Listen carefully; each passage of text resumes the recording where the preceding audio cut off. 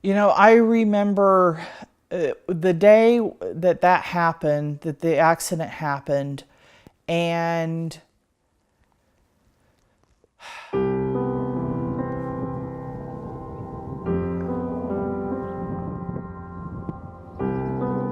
my name is Kimberly Howland, and I am a registered nurse, and I work in Indianapolis, Indiana.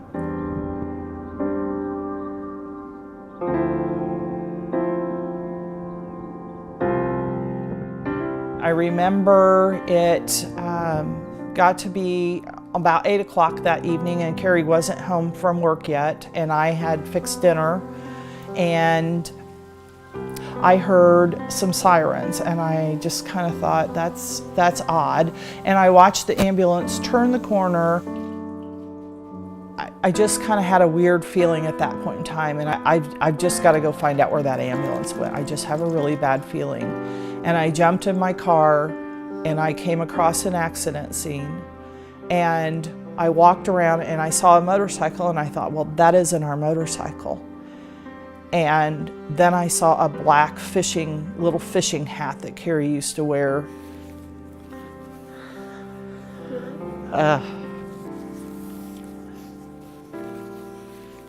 But I saw the little black fishing hat, and I was like, oh my God, that's our motorcycle. And then I remember asking the police officer who was in the accident and if it was Carrie Bancroft, and he said yes, it was.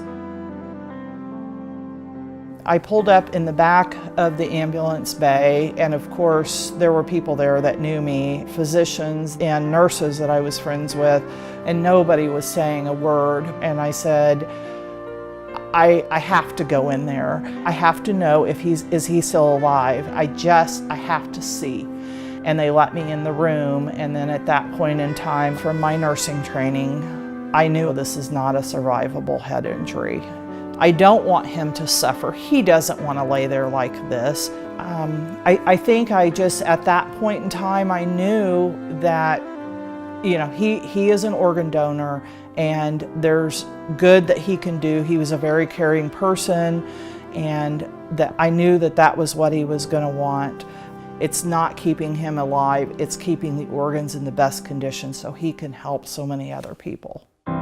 During the first 24 hours after each organ was placed, the Indiana Donor Network would come and let us know what was placed, where it was going. It was just like, yay, somebody else is gonna have some life, is gonna get some good from this. I stayed with him as this whole process was going on, because I didn't want him to be alone, and because he never liked to be alone. And so that was comforting to me, to be able to be with him. It was a very difficult thing to go through, but going forward, I volunteer with Indiana Donor Network. And probably about a year after Carrie donated, I was asked if I would like to be on the donor council at the hospital, which is a group of people who talk about our donor cases and making sure that we're managing those patients and making sure that we're making that phone call on every patient, giving them that opportunity to donate. So being able to have those conversations and have that conversation with our new employees of what that heart means on your license. They've requested to give that gift. So being able to do everything that you can for them so they can give life to other people.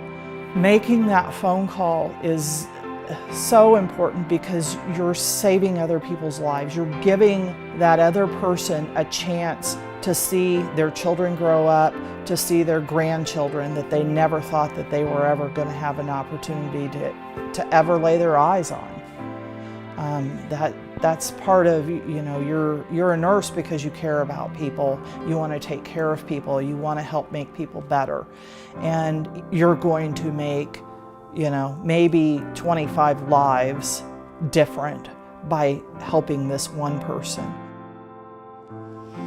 Being here, is a gift. And anytime that, if they ask me to tell my story, I tell you my story.